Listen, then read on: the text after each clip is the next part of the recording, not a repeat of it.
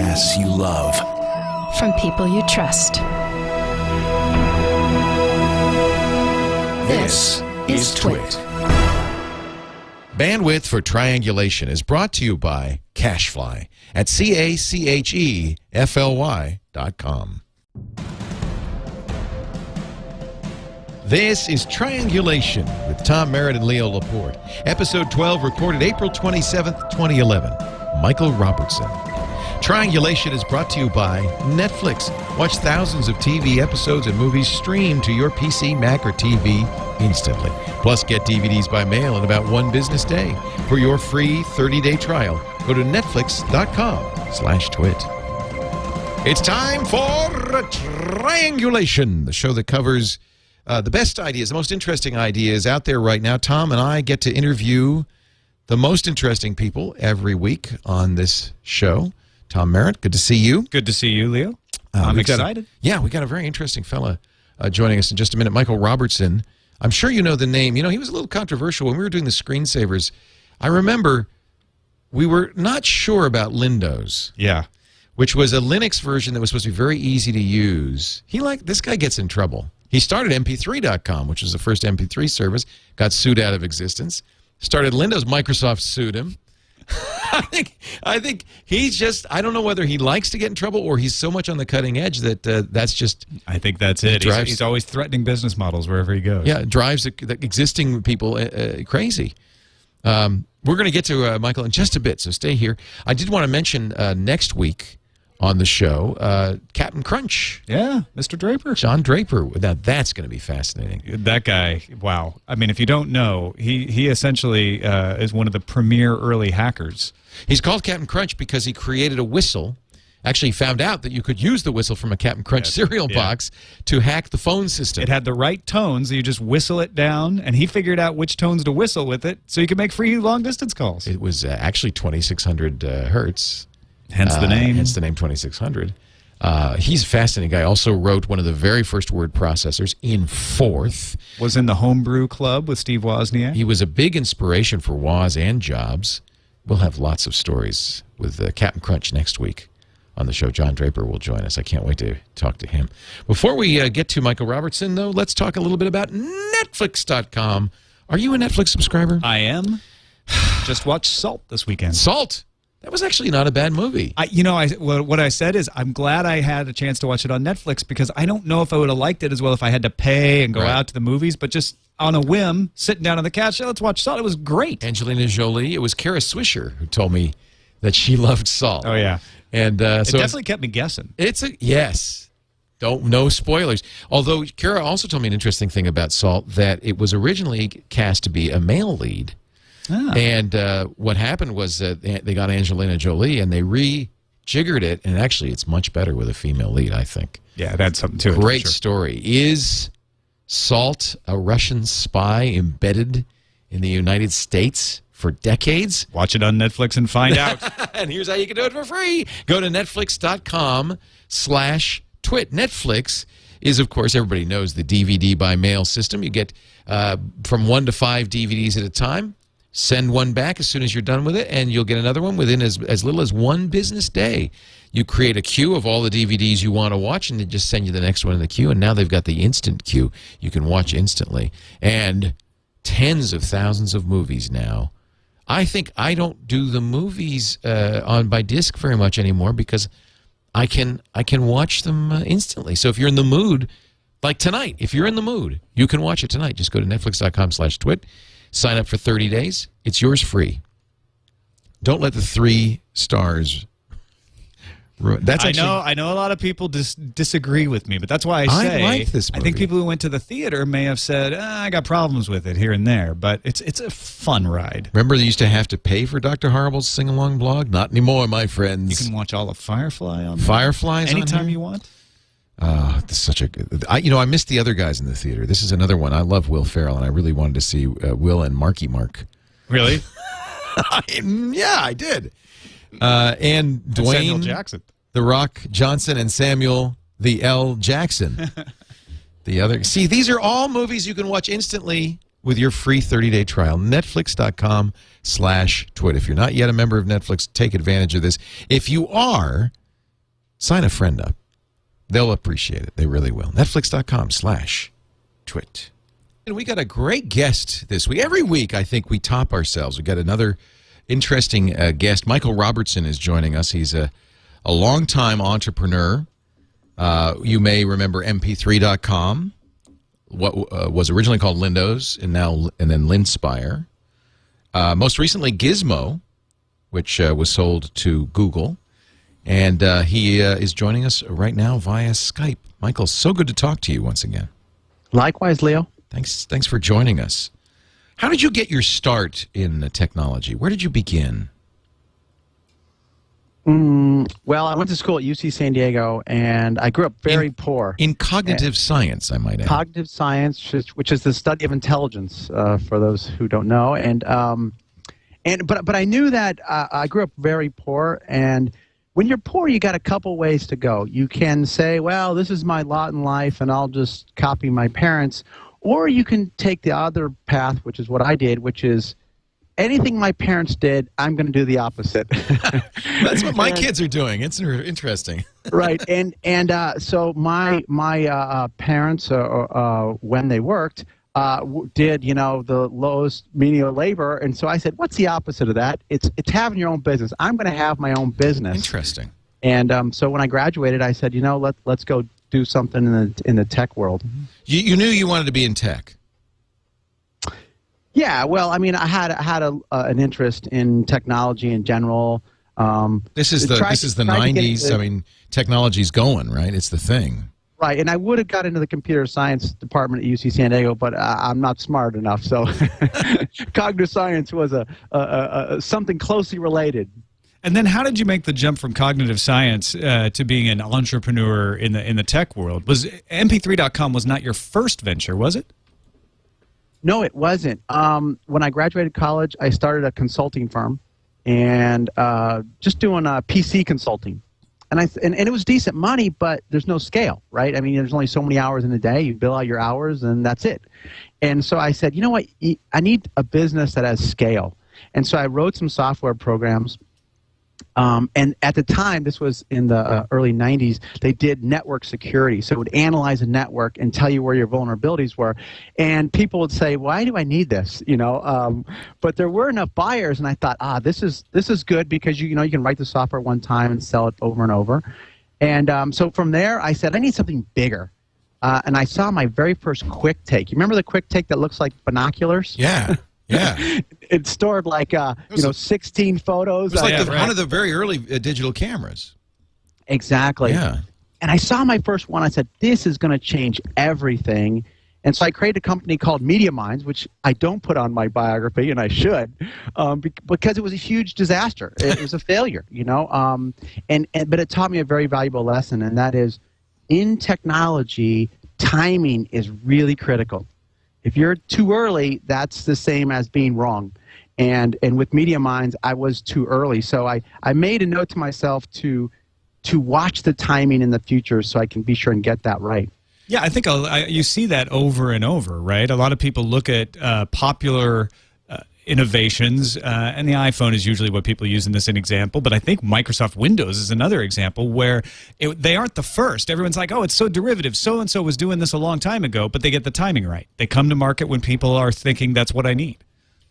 Exactly. I mean, another great example is the Palm Pilot. Now, it's a little bit aged today, but it was the first successful handheld, little computer, and they made you write in your own language. And, I mean, it had all these quirks, but it was the right product at the right time. And there was 10 years of failures before that. And it's a perfect example of you have to have that timing right.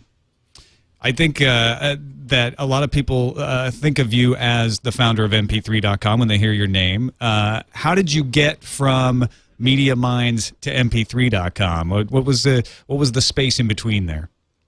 Well, what I did after Media Minds is I created a company called Files.com, F-I-L-E-Z. Oh, I remember that. Right, and what we did was we were a search engine, which I love the model, right? I'm like, this is great. You build it one time, and whether you have one customer or a million, your costs are basically the same. This is a business that can really scale. What we did at the time, we solved a very important problem. Back in the mid-'90s, all the files weren't on web servers; they were on FTP servers. Right. So if you wanted pictures, sounds, graphics, software, updaters, etc., you had to go to FTP servers. But how would you know what FTP server to go to? You download WizFTP, and it comes with a list. That's right. That's where you start. Or you could go to files.com, type in the the Palm software that you wanted, or the graphic file, or whatever, and we would say, hey, it's over there, and direct you to the FTP server, which warehoused it. And the way I stumbled on MP3 was I would look at the top 100 list. What were people searching for? Because trends are important in technology. Now, people always, you've seen these lists all over the place, right? Sex is number one, or Britney Spears is, number two, or whatever it is. But people Charlie always, Sheen's doing well, right? Yes. He is doing well. Winning. But people always look at the wrong part of the list. The most interesting part of the list is the very bottom. The long tail. What's on the list that was never on the list before? That's where the opportunity is if you're an entrepreneur. If it's at the top of the list, you've already missed the boat. It's sailed. You can't capture that value. But look at the bottom, and what I saw was something called MP3. And in my analysis was, I don't care what this is, it's moving up quick on my list of popularity, so there must be value there. So I didn't even know what it was at first. Brilliant. Definitely, was this around 96, somewhere around there? Exactly. Because I can remember the first MP3 I ever got, somebody sent me a link to an FTP and said, hey, check this out. You can get songs on here. Tom and I were talking about this the first time I heard about MP3s. We were doing a show for MSNBC called The Site, and a kid who's going to be working for us soon doing a gaming show, Glenn Rubenstein, came to me and said, he was in college. All the college kids, we're taking our CDs and we're turning them into this thing called MP3s, and we're putting on a central server, and then everybody can play everybody else's music. And I actually did a piece on it on MSNBC that night, and that was right at the beginning of it. So you obviously, Michael, had a great intuitive sense of timing on this one. Yeah, it was timing, Leo, but it was also just listening. So what I did was, what people were doing is they were searching on files, and they were adding the extension star.mp3. So you knew that they were searching for it. Right. And that's what I mean why it was on the list for the first time, because I could see what people were searching for. And in this case, I was really looking at file extensions. And so I knew that, hey, there must be an opportunity here. Let's go get a domain name. Let's go create an MP3 site. But the interesting thing is that at the time, I didn't see the opportunity as MP3. I saw it only as a way to get more traffic to my search engine. Oh, interesting. Right? Because what we had done at MP3, at Files, was we had gone to Siberian Outpost, got a listing of their entire inventory, and we would match any search with something in their inventory. So think of it as the early keywords from Google. Sure. But it was only tied to Siberian Outpost, which, if you recall, was sort of the granddaddy of online e-commerce stores. They were getting 37% click-through. They were paying me 35 cents a click. I said, all I want is more traffic, and I'm going to get rich. So MP3 was not like, wow, this is going to change the music world. It was really about getting more traffic to files.com. But the first day I turned the website on, I got 10,000 unique visitors. And all we did is just turn the website on. Wow. And meanwhile, Files, which we had been marketing like crazy, was getting 30 to 40,000 uniques per day, which doesn't sound like a lot today, but back in 1996, 97, that was a lot. That sure. was That was everybody on the internet.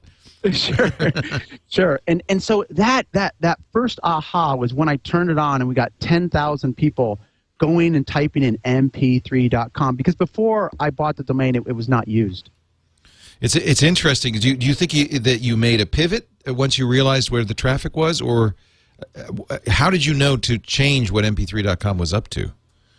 Well, we did pivot, but not instantly. What I did here is listen to users. So we created this site called mp3.com, which, by the way, I bought for $1,000 from a guy who had bought it. He didn't know what MP3 was. He bought it just because the initials in his name were M and P. Oh, jeez. Serious. And that was a lot of money to pay for a domain name. Oh, my gosh. People say, oh, you were so lucky. And I say, wait a second. This is 1997. Yeah. I'm broke. I'm newly married. I got a 9-month-old kid. Oh, man. I got no furniture in my house. I'm driving an 87 Honda Accord that's beat to hell, and I paid $1,000. When I went home to my wife, I said, hey, I bought a domain name today. I think it's going to be good. Honey, there's this thing called the internet. So she said, what'd you buy? And I said, well, it's mp3.com. And she goes, that's just 2 constants and a number. Doesn't even mean anything. What is that? Yeah. Yeah. Trust me. It's going to be First good. of all, someday 3-letter domain names will be incredibly valuable. Second of all, Well, that's true. Now, but Right. so what did mp3.com become? Well, what we did is I said, well, we're just going to aggregate news on MP3, put our search box everywhere. That's the site. Well, people would send me emails saying, your site sucks. I go to there expecting music, and you don't have any music. ah, And I thought, well, that's true. And so I did a bunch of searching on the internet, and it turns out that every music site on the internet in 1997 would have pictures of bands, it'd have articles of bands, maybe 30-second clips, but no music. And I thought, well, that's lame. We need some music. So I drive in my beat-up car to Los Angeles to meet with the major record labels because most of them have offices in Los Angeles.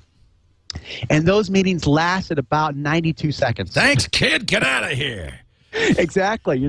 I remember telling them, hey, you won't believe what people are doing. They're listening to music on a computer. No. And one of them said, people are not going to listen to music on a computer. Most computers don't even have speakers. Computers are for word processing. And I'm like, no, it's going to change. It's going to change. And Wow. they dismissed me. But I knew then, that was actually good because I knew then they weren't going to work with me. So I thought, all right, where can I get music? I'll go to independent bands. Unsigned who artists. aren't signed. right. And so I scoured the entire internet looking for bands, and I found a dozen. And I would send them emails saying, can I link to your song? And their songs would be on GeoCities and places like that. And they said, sure. Well, you'd go to the rock section, and there would be 2 bands, and everyone would click on the first band and crash GeoCities. Right. And then still send me hate mail saying, I went to your site for music, and it crashed. You Right. suck. Right. So I thought, you know what? We need to host the music. Right. So let me ask these people if they'll give me the music to host. I'll host it for free, which in 1997 this was a big deal. I said, I'll host it for free, no bandwidth, no storage charges, but you got to give me at least one full-length 128K MP3 to give away for free. And of course, all of them said, yeah, I'll do it. So we started making web pages, and after about 30 web pages, I thought, this doesn't work. This is too much work. Maybe we could make a self-serve form where the bands upload the songs, Yeah. the pictures, the text. I'm looking at And- your 1997 version of mp3.com on archive.org, and Oh, how at fun. the very bottom it says, we're looking for bands which have mp3s of their music. If you make your own music and you like your music on our site, email Marcel. There you go. So I can see where it's like, at some point, Marcel's like, you know what, maybe we should stop figure out a emailing me. better way of doing this. Absolutely. So it sounds so remedial today, like to create a self-service website. But back then, Brilliant. uploading an audio file was unheard of. Yeah, yeah. MP3.com is an amazing success story. I mean, you were actually prescient if you think about it. I mean, this was the future of music, but it was a little early. I know that the record industry was not a fan. The Grammy, you tried to put an ad in the Grammy magazine, and they said no. Well, and because I think that's a pivotal point that we're getting at. When it stopped being email Marcel your MP3 and it started being upload the MP3, is that when people started to put up MP3s that weren't their own? No, they never did that really because we listened to every song before it posted. Okay. Oh, good. So, and actually, so we did something very ingenious. It wasn't ingenious. Well, here's what happened. So the music industry was always very critical of MP3.com. They would say things like, that's a dumb name. I mean, that's like naming your company Betamax.com. Right. You know, the second a new thing comes along, you're going to get outdated. And another thing they said was, well, you just let everybody upload. You're going to have a bunch of, Star Spangled Banner arm fart songs. It's going to be a pile of crap. Nobody who likes real music would want to do this. Exactly. So I took that to heart, and this is what I mean about listening to the feedback. And I said, they're right, but there must be a way that we can make the good music automatically bubble up. So I said, what if we measured what people were clicking on, what were they downloading, what CDs were they buying, and we floated all the good music to the top. Now, this was genius, not because it self-organized the music, which it did, though.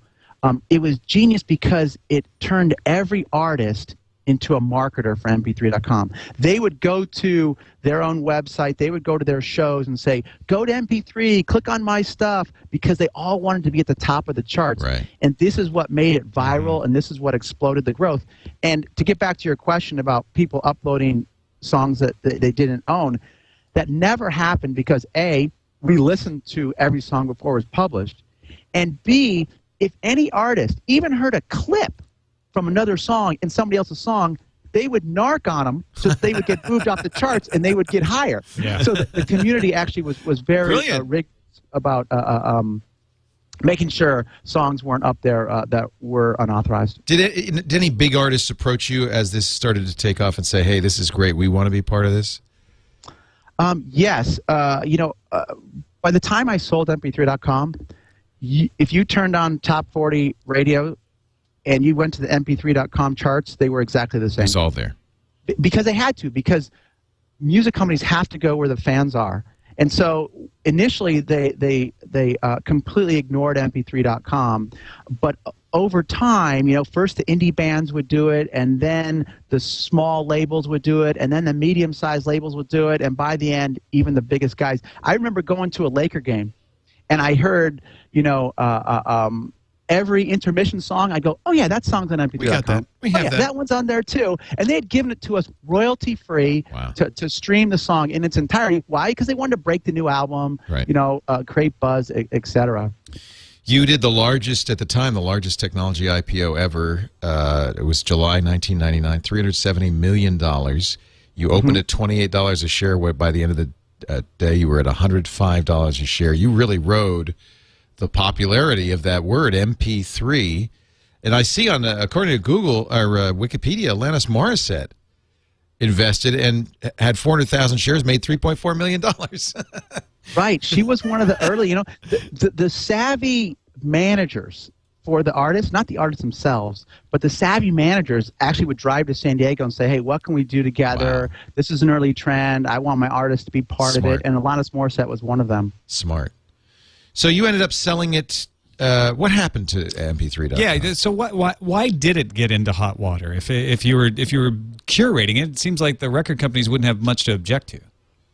Right. So what we did is I built something called my.mp3.com. Let me explain how this worked. So in my vision of the world, everything lived in the cloud. But in 1999, nobody had broadband. And so the feasibility of uploading all of your songs was completely impractical. So most people being on dial-up, right? Exactly, that dial-up. So the notion of uploading even a couple of songs was a very lengthy process. So what we did is we built this technology called Beam It. What you could do is you could take your physical CD. It only worked with CDs. And you could put it into your computer, and what our technology would do is analyze the sound wave patterns.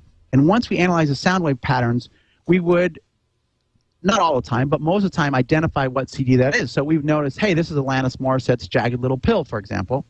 And we would automatically activate those songs in your locker. I remember doing this. That's right. And it was really fun. You would just pop CDs into your computer as fast as, toast into a toaster. You didn't have to rip them because you had it. Right. Exactly.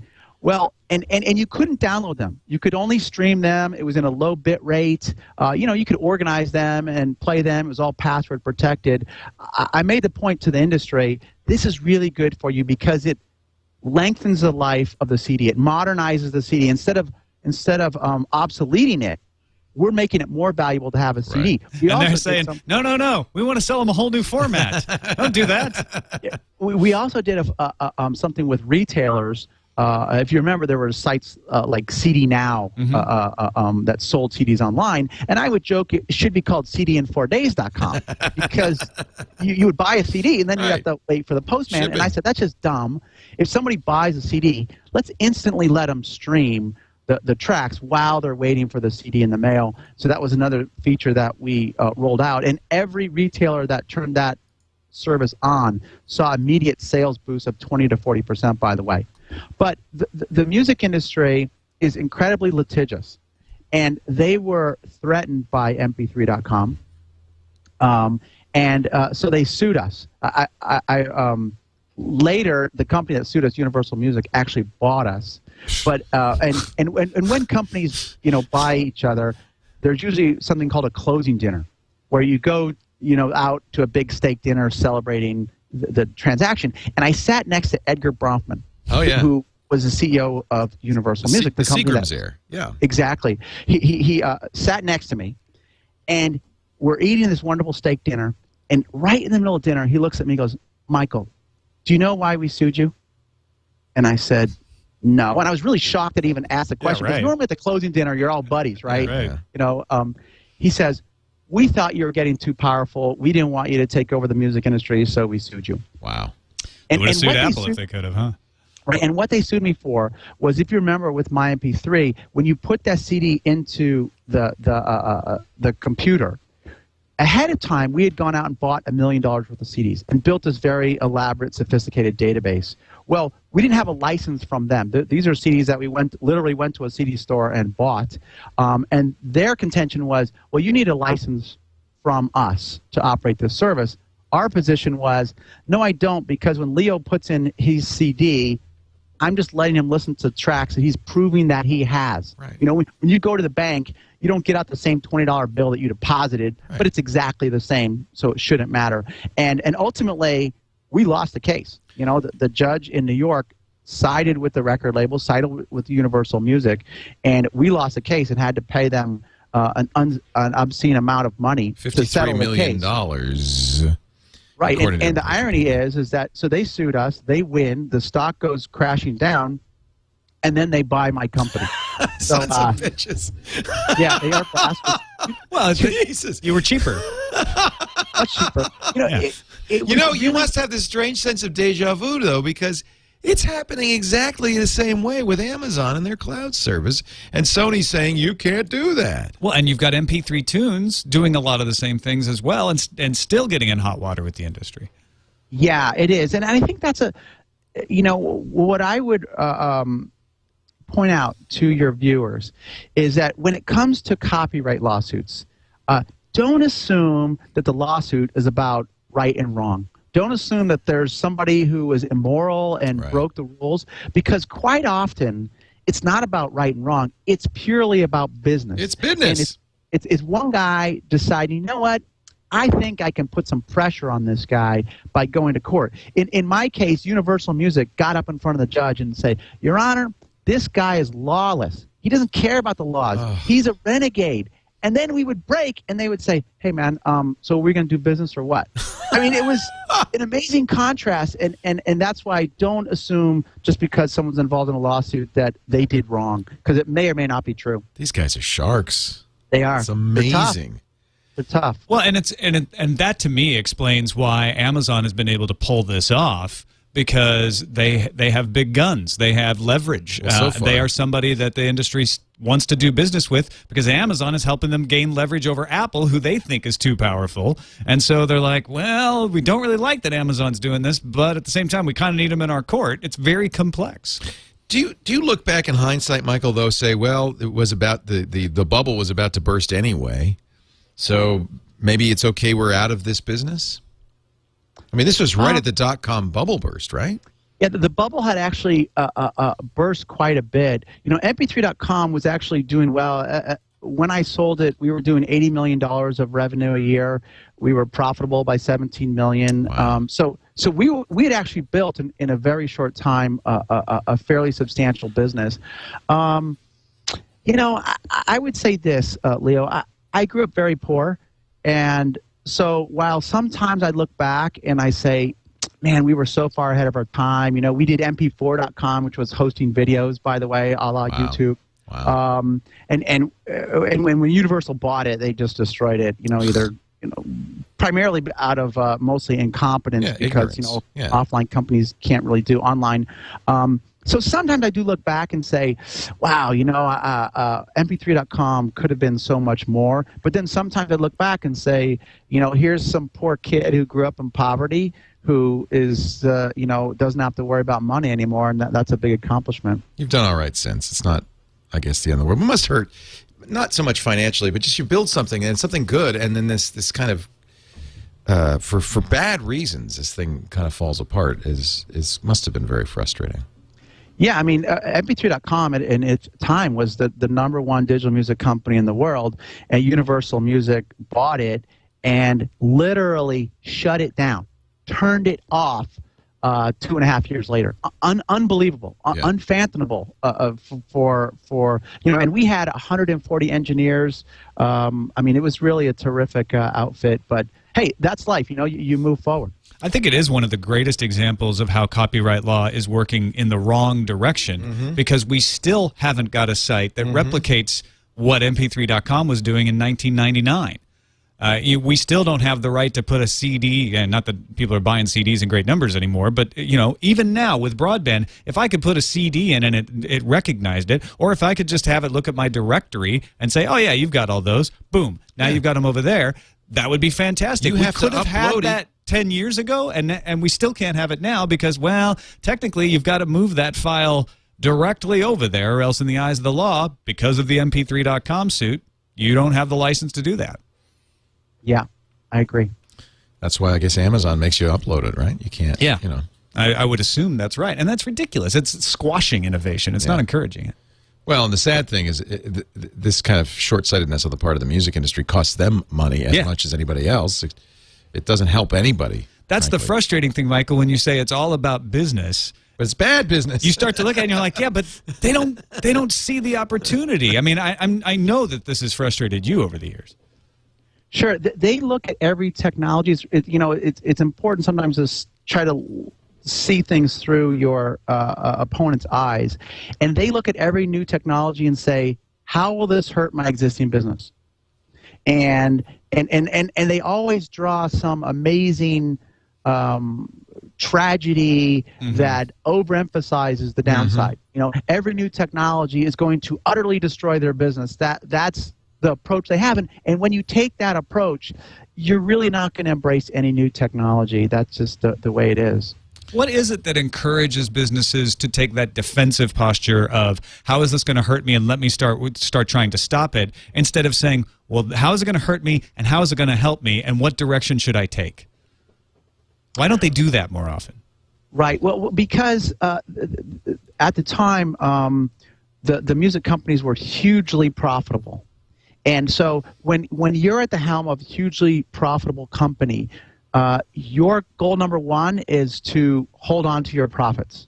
It's not to take risks. It's not to compete against yourself. It's not to cannibalize. That's how they'll look at any effort, is, hey, this could cannibalize CD sales. And that's how they look at every new technology. I remind people that the music industry sued the first MP3 player as well, saying that's an illegal device. The Diamond Rio. Fortunately, they lost that one. But that's their habit, is they pretty much just sue everything because it's safer to try to protect what you have than to go out on a limb and risk the uncertainty of a new revenue source of unknown size. Although, I mean, it's not just the record industry. I think it's any established business. I'm actually curious, because you're obviously a brilliant businessman. I understand a little bit how if you design a business around a certain business plan, it's very hard to reinvent the business and say, we're going to make money a different way now. Very few companies ever succeed at doing that. Yeah, you're absolutely right. I mean, listen, any industry has a huge domain knowledge, and so when I see companies that truly fundamentally change, Nokia being a great example, who changed from like a rubber company to a phone company, Netflix, Nintendo, a lot of credit, which used to be a playing card company. Yeah, sure. That shows an incredible leadership, because it is very hard to change from one industry to another, because the world is a very complex place. Right. I look at the New York Times and I'm rooting for them, but what a difficult thing it is. And because the risk is you go online, you cannibalize your current business, and where does the revenue to support the online come from? How do you make that transition? It's got to be very difficult. I agree. Very challenging. Now, certainly, you know a little bit about creating businesses because you're a serial entrepreneur with many successes under your belt. I mean, Linspire was just a couple of years later. That's right. I had some success with MP3, and I said, "What's the biggest challenge out there? Let's go compete with Microsoft." Oh! I mean, they're big at the time, the richest corporation in the Why world. not? Did you know? Come on, you didn't say let's go compete with Microsoft, did you? Really? Absolutely, absolutely. Wow. If guys like me with resources aren't willing to do it, then who is? You got cojones. And so that's why I created Lindows, which is trying to make desktop Linux a viable competitor to Microsoft Windows monopoly. And we didn't succeed. But you did something so well. I mean, you really made what Linux needed at that time and still to this day needs is a desktop that regular users can use. And you made it so easy to install applications. So it was Linux for people who wanted Windows, who wanted something as easy to use as Windows. It was quite brilliant, really. We tried really hard. You don't always win in business, even when you do everything right. We definitely pushed the industry forward. There's still to this day when you type in Firefox and you see it underline your misspelling, that's code that we wrote that lives on today. Really? Yeah, absolutely. In the open source, awesome. Contribution. So still to this day. Now, we were not successful. We had a big battle with Microsoft. They sued us. Over the name, over the name. Windows. Well, I understand that. We ended up changing the name. Most people know that, but what they don't know is what came out in the S1 that we had some financial filings is the finances that happened behind the scenes. Huh. What happened? So don't think of it necessarily as a loss. You can do your own net search there and figure out what happened. So maybe you got a little money from those guys up there in Redmond to change it to Linspire? That could have been a possibility, and you guys know how to use Google. You can do that research yourself. But interesting. Here was the point. They said they had the exclusive rights to the word Windows, which is a bunch of nonsense. Of course not. Right. Similar to Apple, who says they're the only person that can use the word App Store. Yeah. It's completely preposterous. And we fought Microsoft on that, and we had them in a very, very vulnerable position, and so we ended up, I think, getting to an outcome that kept them happy and kept us happy. Did you? I'm wondering, did you use the word App Store on Linspire? I wrote if you look on michaelrobertson.com, I wrote an article about 3 weeks ago. So it says, Apple, you didn't invent the App Store. Because one of the things that we did at Linspire was create an application store we called Click and Run. Click and Run, yeah. Yeah, exactly. Here's the thing. Installing software on Linux was painful, right? There was no installer whiz like there was on Microsoft Windows. So I said, let's take this opportunity to make everything one-click easy. And that's what we did with an app store we called Click and Run, and it had, hundreds of applications in it, which you could click and install, much like Apple's a PC store and, for that matter, their iPhone store today. So that was part of my writing there. It was Apple, you didn't invent the application store. Now, they've executed very well, and I don't mean to diminish any thing that Apple has done. Jobs is... No, but they don't own it. That's right. That's right. And you know what? It frustrates me that a company who is so amazing at execution and who is just kicking everyone's ass has to go to, a cheap defense like, don't use the word App Store. That's pathetic. Apple, just go compete in the marketplace where you're doing very well and no one can seem to match. Yeah, really. Come on. It's like you're winning 21-0, and you try to score another touchdown. Just relax. That's how you win the game, though, because they can come back if you don't have that 28th point. There's no question that Steve Jobs has the cutthroat instinct, and I have to think that that's why it doesn't matter if he's ahead. He's going to continue to play as if he's not. Sure. Now, in you sold Linspire. Yeah, I was going to move us on to SIP phone, which of course people know better as Gizmo, which I love, and I was so bummed out because you sold to Google a couple of years ago, and they haven't. Finally they killed it. It was a great VoIP client. They cannibalized it. I mean, they've used some of the technology in Google Voice, but the client's gone. I couldn't download it anymore. I still have a copy of Gizmo 5 on this computer because it still works. It's a great SIP phone.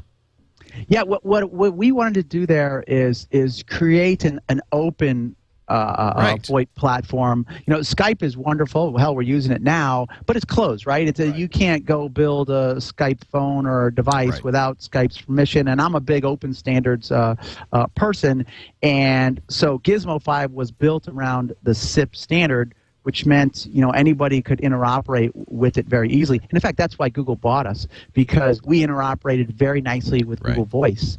And it was the Google Voice division that actually bought Gizmo 5. And then they did terminate its development, and they offer calling, but they don't have a desktop client.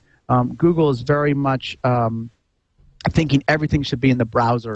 And so today you can make and receive calls inside Gmail, and that uses you know, some of our technology, and some of my engineers are working on that to this day. But they don't have a desktop client that competes head-to-head with Skype. So what are you doing these days? Well, I just launched, well, a few years ago, I launched a company called MP3 Tunes, and MP3 Tunes it takes another run at personal cloud music. So it's a locker. No, that's right. That's right. Aren't you worried about getting sued again? Unlike my MP3, people have to upload every single song. Okay. So it's very similar to Amazon service. Of course, it's much better because we've been working on it for 5 years. But we don't have the Amazon name, so people write about Amazon as if we don't exist. But we have, you know, iPhone support and Android support and internet radio support, and it plays all your music on your Roku. It's all built around a very open platform to store all of your music. And of course, the music industry is threatened, and EMI Records is suing us. Oh, now what are they suing you for? What's the rub this time? What's the smokescreen? Right, they're making a whole bunch of very esoteric arguments. Here's one which probably will be appreciated by your group. Our system, like every online storage system in the world, uses something called deduplication. What does that mean? That means, let's say 2 people upload the exact same file, bit for bit the same. Well, our system, you know, we tell it, hey, keep 2 copies on different drives for security. But after I have 2 copies on different drives, if I get another one, the service doesn't go, well, keep making copies, because the service says, hey, I already got this. Now, this is the way every Microsoft Exchange server works. You know, if you email a PowerPoint to 10 people, the server doesn't make 10 copies of it on the server. It makes 1 copy and references it. Well, the music industry thinks that is a copyright infringement. I mean, it's a preposterous argument, but you know what? It makes us spend, us being MP3 Tunes, spend 7 digits on legal defense, drags us through the mud for 4 years, chases away partners, slows down development, all of that kind of good stuff. And, you know, they win even if they don't win the lawsuit, right? They slow people down, and a lot of times companies just run out of money and they win by default. And so it's completely preposterous what they're alleging. But you know what? It's almost over. We've done all the arguing. The papers are filing, and now we're just waiting for the judge's ruling. So your motion to dismiss because of the safe harbor, the YouTube won on the safe harbor. That's right. A portion of the DMCA that didn't go through then. Well, we're at the same. We've made the same argument that YouTube has. Right. Now, unlike YouTube, we don't offer sharing. Every account is password protected, and so it's no threat to the music industry. This is just about power. This is just about control, because they don't want companies like Amazon to launch a similar service without paying them a license. They want Amazon, Apple, Google, Facebook, whoever's going to do this, to pay them a huge amount of money for the rights to store music in the cloud, even if it's your own personal music collection. I think that's preposterous. But sometimes you got to fight these things in court. Well, it's the creaking logic of treating infinitely copyable files as physical objects. That's what's going on here, because if this were somehow physical objects, then their argument makes sense, which is you can't just copy a bunch of CDs and hand them out for free. So why should you be able to say, you know what, if we've got 1 copy of an MP3, we're going to share it amongst a bunch of different people. Same reason that Zynga is in trouble for saying, well, we're going to rent DVDs over the internet. They're like, oh, you can't do that. That's a broadcast now. It's taking these old metaphors and trying to apply them to new systems. I think it's important that the law acknowledge the difference. Do you see, I mean, you've been to court a few times. Do you see any chance that the legal system is starting to acknowledge that there's something different about digital files? Well, Tom, you couldn't be more correct. I've been through multiple depositions, and I can give you a flavor of how they try to twist the situation. In a deposition, they'll ask you a question like this. Now, on a hard disk, is there a special place just for each user's files? And you say, well, no. And you're saying, so all the files are all commingled and like all mixed up, and you're like, yeah, because that's how hard disks work, I mean, it's not like you create it's not like a locker at the gym, but that's the kind of, exactly as you said, Tom, that's the kind of old world thinking that they're applying. And unfortunately, there's no part of the copyright law that talks about streaming or downloading or fairness or deduplication or any of these things, right? What we have is laws that were designed decades ago with no contemplation of digital or the internet or anything like that to apply to today's world. And sometimes you get weird results because you get judges who don't know technology or get confused on the issues, and you get unforeseen consequences. Now, I would say YouTube won. That was huge, right? That was monumental. VO won. So there are some victories that are happening, and hopefully this means the tide is turning. Another very important case was Cablevision, which launched a network-based DVR for their users. They were sued, and they prevailed in their case too. Yeah, that's the kind of the hope there is that case might become a precedent. We're gonna wrap it up with you, but before we do, I want to talk a little bit about education, because you've become very involved in that. I know you have the Robertson Foundation that you're using to support education, and you have, I think, an unusual take on it. Tell me about what's your thought about the state of education, particularly public education in California right now. Well, I think ultimately education is an investment. And it needs to be treated as an investment, not as an emotional decision, go Bears or something. It needs to be treated as an economic investment because it's the most important economic investment. It's the biggest investment, and it's one where you can't make a mistake. What I mean by that is if you buy a house, if you buy a boat, you buy a car, you start a company, and you make a mistake, you say, oops, you declare bankruptcy, you get a do-over. Right. If, however, you take out $120,000 in student loans to go to college, and you end up with an art major with $100,000 of college debt around you, you can never escape that. You can't go oops.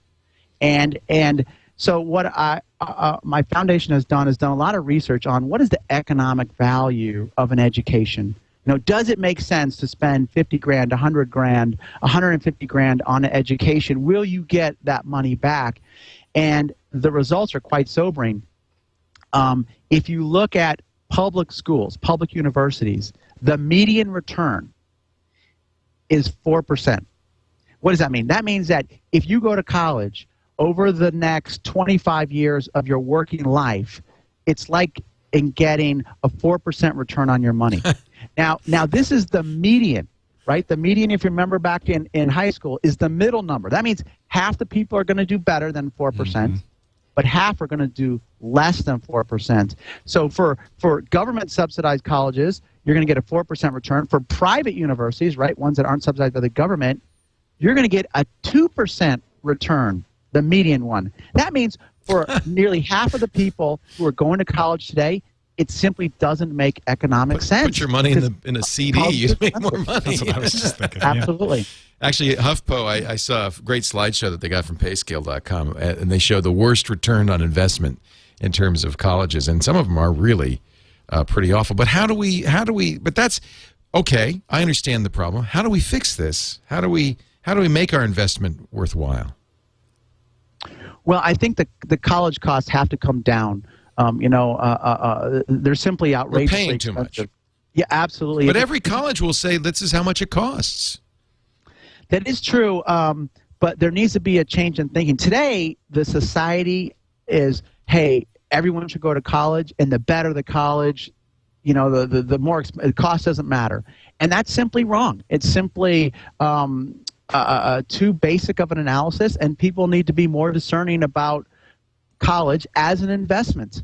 And so it's wholly broken right now, in my opinion. And it's going to take the problem is this: you have a whole generation of kids that are incurring $60 billion a year in college debt that they're never going to get out from under.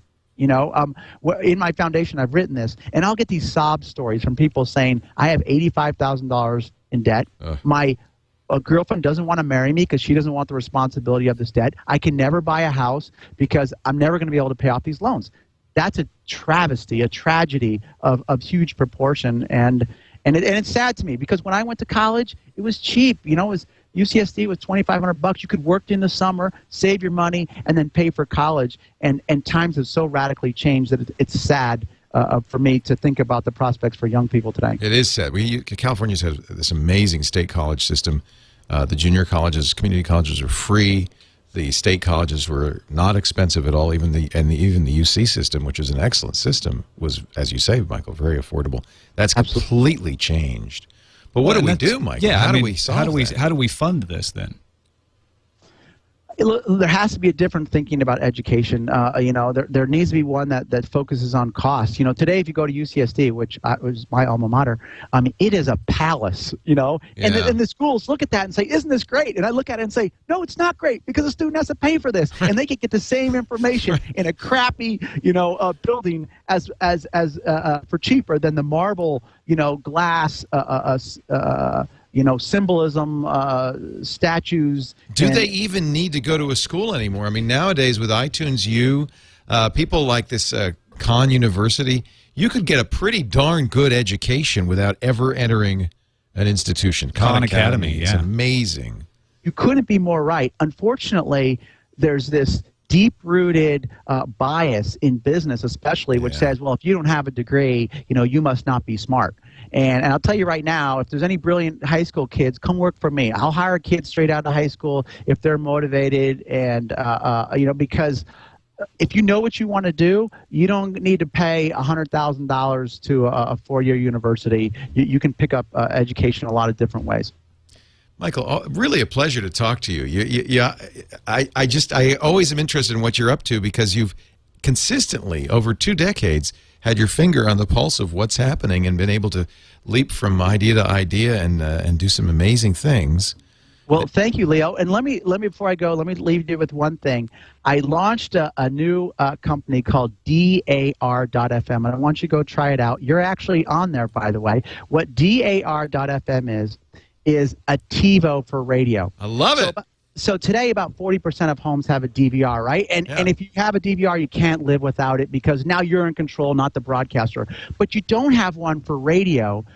But using DAR.FM, it's a cloud service, so you can type in any talk show, like the Tech Guy, any political show, Jim Rome, sports shows, whatever, NPR, Rush Limbaugh, whatever, music, and have it record. All the recordings go in the cloud. You can listen to it on demand whenever you want on any device, your PC, your Android phone, your iPhone. So is this legal? This. I was going to say, have they sued you yet, or are you just still waiting?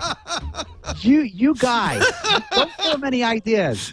But no, I mentioned Cablevision. That was a very important case because remember, Cablevision launched a network-based DVR for their customers where all the equipment was centralized, and the court said, even if Cablevision owns the equipment, even if Cablevision wrote all the software, as long as the user is hitting that record button, it's the user that's doing the copying, and therefore no licenses is required. So yes, DAR.FM is legal. I am going to put the DAR.FM record this show button on my website.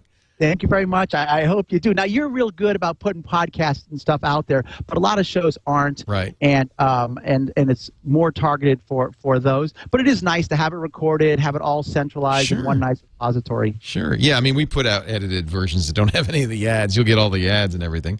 But why not? I mean, this is something. It's funny how many people ask me, I want a VHS recorder for radio.